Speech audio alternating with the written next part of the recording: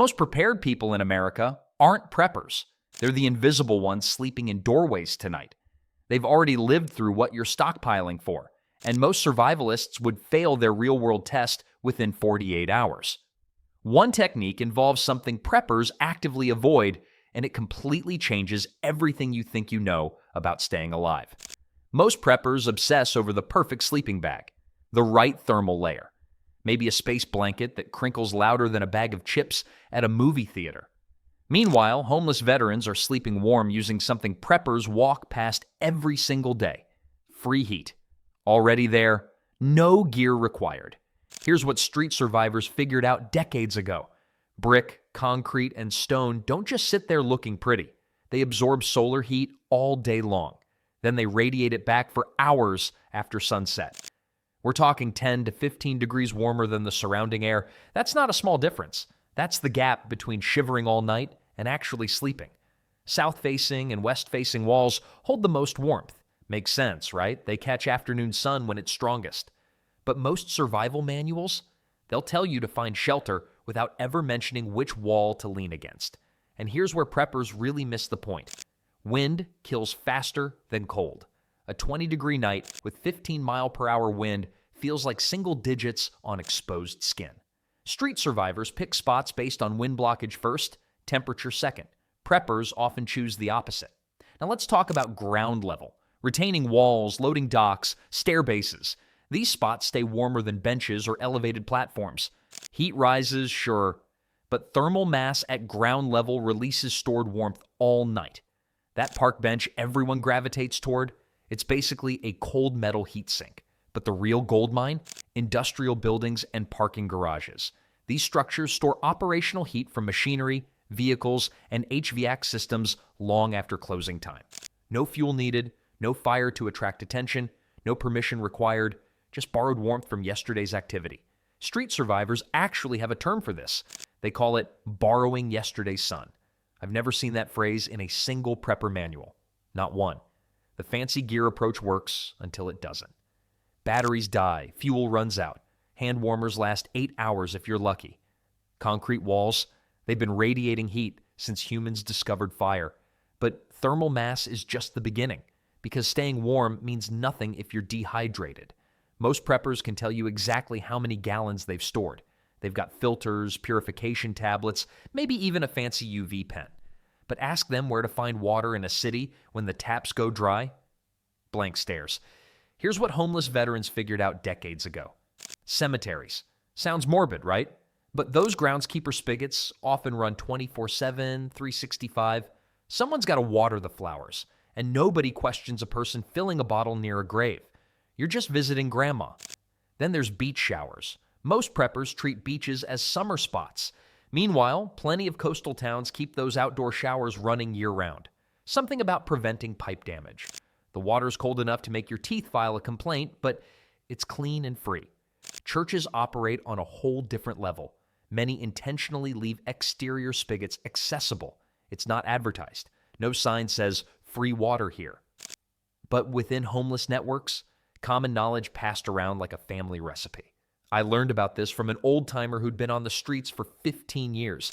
He had a mental map of every working church spigot in a 30-block radius. And the weird part is timing matters more than any fancy gear. Early morning access before staff arrives avoids attention and competition. Street survivors treat water runs like covert operations.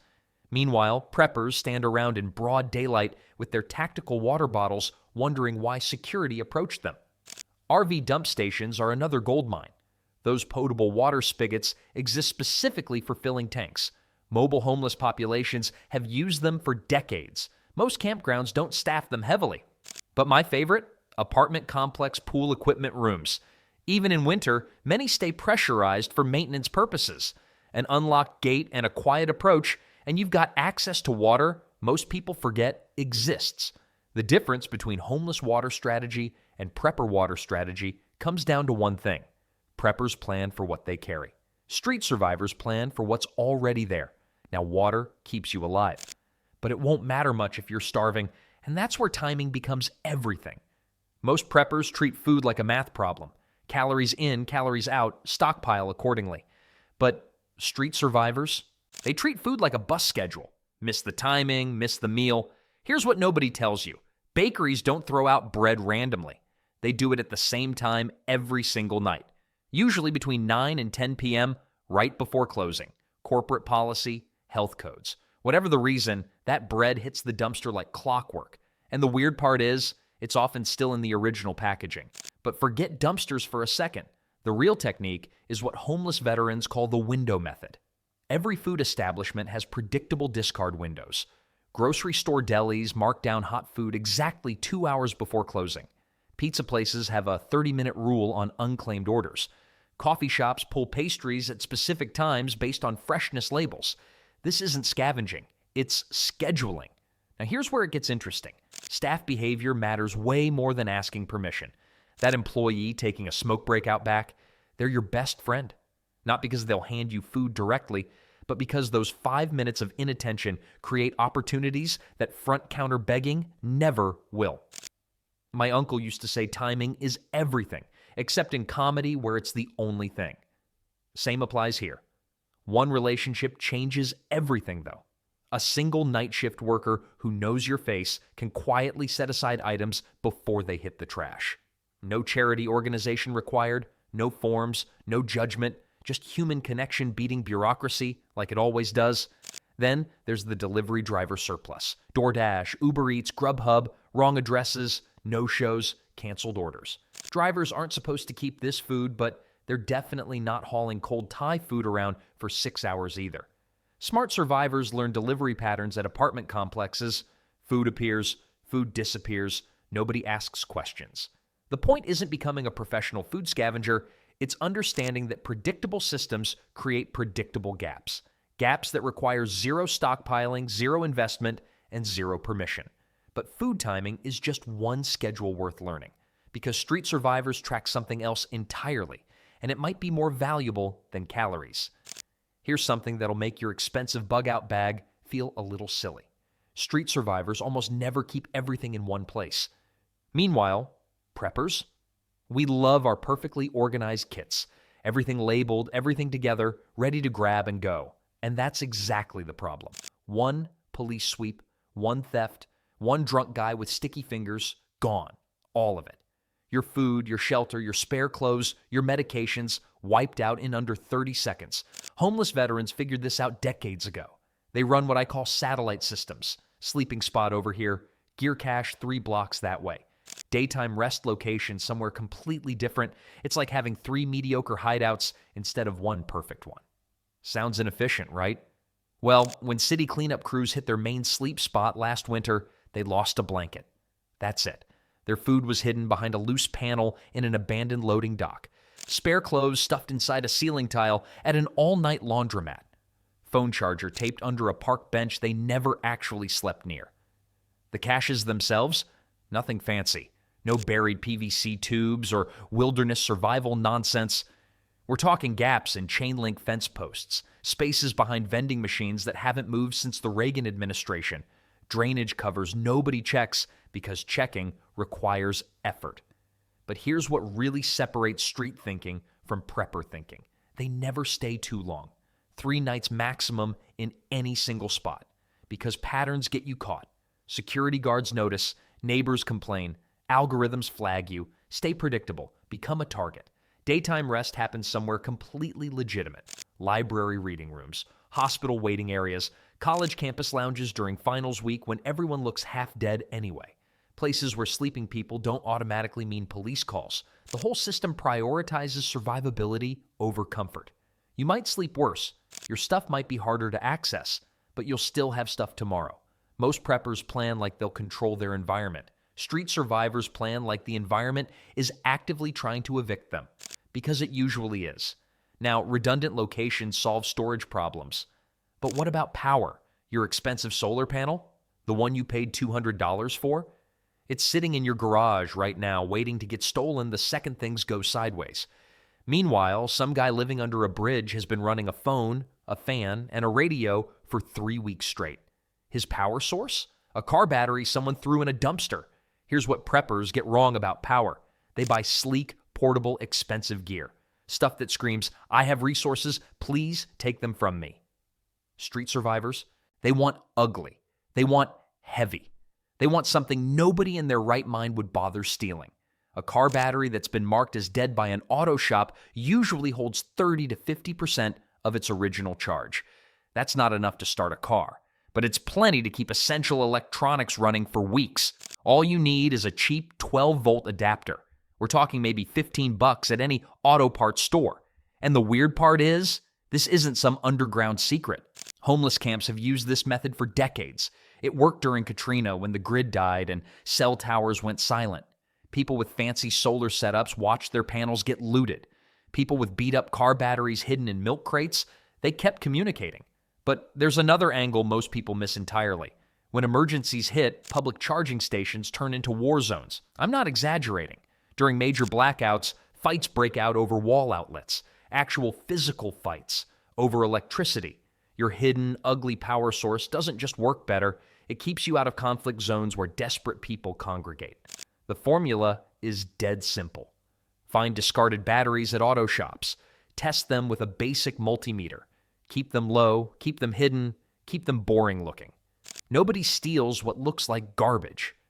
My grandfather used to say the best tool is the one that still works when everything fancy breaks. He was talking about his old hand drill, but the principle applies perfectly here. Now, staying powered is only half the equation, because when you get hurt, most preppers realize their medical plan has a massive hole in it. Most preppers stockpile medications like they're collecting Pokemon cards.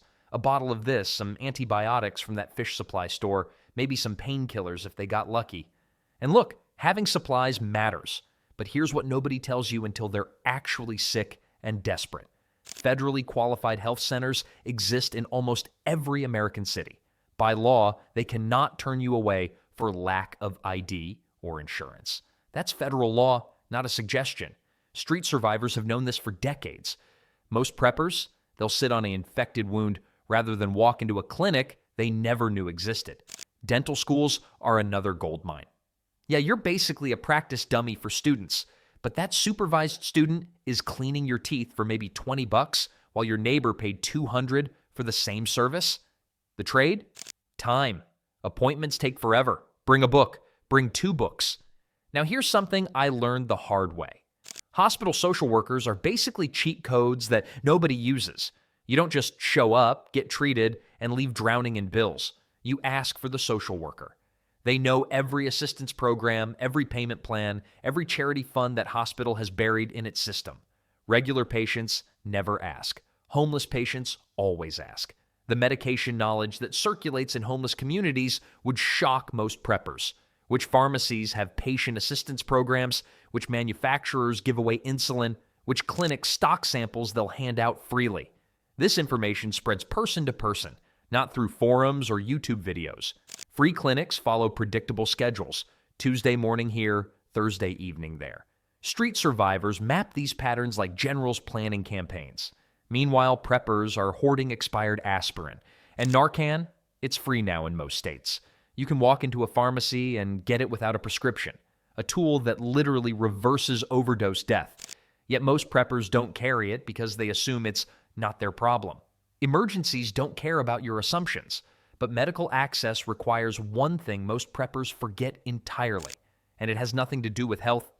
Preppers obsess over shelter. Walls, roof, door, done. But homeless veterans, they're not looking for shelter. They're reading heat like a map, and that difference keeps them alive when temperatures drop below freezing. Here's what I mean. Every building in a city is basically a giant radiator with an exhaust system. HVAC units push warm air outside 24/7. That exhaust creates invisible heat zones that don't show up on any survival checklist. Stand 3 feet from the right vent, and you're in a warm pocket that feels 10 degrees higher than the air around you. No gear required, no fire, no attention. Now let's talk parking garages. Most preppers walk right past them. Big mistake. Heat rises, right? Well, garages trap that rising warmth on upper levels while ground level security focuses on entrances. The 3rd floor of a parking structure at 2 a.m. is often warmer than your apartment hallway, and emptier too. Then there's laundromats. Those industrial dryers run hot for hours, Even after closing, the exterior walls store that heat like a brick oven. I've personally felt walls stay warm until nearly midnight in winter. You don't need to go inside, just find the drier side wall. Pedestrian tunnels are another overlooked gem. Underground passages stay remarkably stable temperature-wise. During deep freezes, these tunnels might be 40 degrees while the surface hits single digits. City planners didn't design them for survival, but that's exactly what they provide. And the weird part? ATM vestibules work too, but only briefly. Street rules say 15 minutes maximum before someone notices or security arrives. It's not a campsite, it's a warming rotation point. In and out. See the pattern here? None of this requires equipment. It requires observation. Preppers pack their bags heavier, while homeless survivors pack their knowledge deeper. My uncle used to say, "A smart man learns from his mistakes, a wise man learns from someone else's." Street survivors have been field testing urban heat for decades, but staying warm is only half the battle. What happens when you can't wash for a week? That's where things get genuinely dangerous. Here's something most preppers never think about until it's too late. You can have all the food, water, and shelter you need. But if you get a skin infection that spreads or trench foot that makes walking impossible, you're done. Game over. And the weird part is, staying clean doesn't actually require water. Street survivors figured this out decades ago. Baby wipes are the foundation. But here's the trick nobody tells you. Keep them in your pocket, close to your body. Warm wipes clean better than cold ones. They also feel less miserable at 5 in the morning when you're trying to handle business in a gas station bathroom. Cold wipes make you rush. Rushing makes you sloppy. Sloppy gets you sick. Then there's the cornstarch secret. Fungal infections don't care about your bug-out bag. They care about moisture trapped against skin, and they spread fast. I'm talking about infections that can take someone from mobile to barely walking in 3 days. Street veterans dust their feet and anywhere skin touches skin with plain cornstarch. Grandma's baking supply costs almost nothing. Works better than half the expensive powders preppers stockpile. Rubbing alcohol pulls double duty when you dilute it right. Full strength damages skin. Cut it with water, and you've got a sanitizer that handles hands, armpits, and gear surfaces. One bottle lasts weeks. But the foot situation deserves extra attention. Trench foot isn't ancient history. It still happens. The fix isn't complicated. Rotate your socks. Seriously. That's it. Take off wet socks, let feet air out for even 15 minutes, put on dry ones. No water needed. Yet preppers pack 17 fire-starting methods and 1 pair of socks. Now here's a resource most people walk right past. Public pools. For about $5, you get a hot shower, clean facilities, and a legitimate reason to sit somewhere warm for hours. Homeless communities have used this for years. Preppers, they're still hauling solar showers they've never tested. Staying clean keeps you functional, but survival isn't just about maintaining yourself. It's about knowing when resources appear and disappear. Preppers love their stockpiles, rows of canned goods, neatly organized bins, spreadsheets tracking expiration dates like it's a second job. But here's what nobody talks about. Street survivors don't count cans. They count Tuesdays. Let me explain. Every city runs on invisible schedules. Food banks open specific days. Churches serve meals on rotating nights. Clothing closets operate weekly windows. And homeless veterans have these calendars memorized better than most people remember their own anniversaries. One guy I met carried a worn index card. Nothing fancy, just abbreviations and times. SBM 9 meant Salvation Army Breakfast, Monday, 9 a.m. CCW 6 was Community Church Dinner, Wednesday, 6 p.m. That single card guaranteed him 21 meals weekly without spending a dime. Meanwhile, preppers stockpile 6 months of freeze-dried food and never learn their own city's resource rhythm. Makes sense, right? Well, the timing goes deeper. SNAP benefits hit accounts on specific dates based on case numbers, which means food bank crowds spike predictably. Show up 2 days after the rush? Shorter lines, better selection, same resources. Then there's the fiscal year trick. Government agencies and nonprofits must spend allocated budgets before the fiscal year ends. September and March create temporary abundance. Suddenly, there's extra funding for emergency housing, additional food distribution events, clothing drives that appear from nowhere. Street survivors track these windows like farmers track planting seasons. Shelter demand follows weekly patterns too. Weekends bring recreational drinkers and temporary crises. Midweek, calmer, more beds, less chaos. But the real gold comes during weather emergencies. When cities declare cold emergencies or heat advisories, resources unlock that don't exist otherwise. Cooling centers open. Warming buses run routes. Hotels get vouchers for overflow capacity. Most house people never learn these systems exist until they need them. The homeless community? They're already positioned. This isn't about memorizing one schedule. It's about understanding that time itself becomes a resource when you stop thinking like someone with a stocked pantry. Your stockpile can be stolen, burned, confiscated. But knowledge of when and where? That's theft-proof. Now, having resources means nothing if you get kicked out before using them, and that brings us to something preppers almost never practice. Social camouflage might be the single most undertrained skill in all of prepping. And honestly, it's the one that matters most when everything else fails. Here's what I mean. Preppers spend hundreds of hours learning to hide, concealment, camouflage, blending into forests and rural terrain. But surviving in a city during a crisis? That requires something completely different. You don't need to disappear. You need to belong. Street survivors figured this out decades ago. A clipboard and a reflective vest will get you into places a tactical backpack never could. I once watched a homeless guy walk straight through a hospital security checkpoint carrying a mop bucket. Nobody looked twice. Meanwhile, some prepper type with a $500 bug-out bag got stopped 3 times in the same building. The difference isn't gear. It's context. Campuses are gold mines for this. Libraries, cafeterias, study lounges, all accessible if you look like you're supposed to be there. Same with hospitals. Waiting rooms have free Wi-Fi, climate control, and vending machines. Nobody questions a guy who looks worried about a family member. But show up looking tactical? Security finds you in minutes. And the weird part is, the solution costs almost nothing. Earbuds. That's it. Earbuds signal purpose. They say, I'm going somewhere instead of I'm loitering. A phone charger in your hand explains why you're sitting in that corner.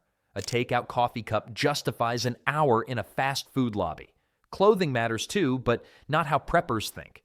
Matching the location beats matching the season.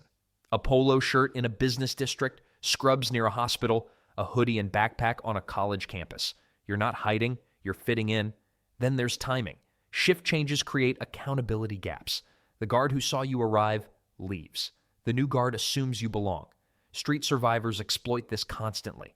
Preppers almost never do. Look, all the gear in the world won't help if you get removed from your position before you can use it. Belonging beats hiding, every time. That wraps up our 10 techniques. The homeless have survived for generations using methods that cost nothing but observation and timing. Maybe it's time preppers started paying attention.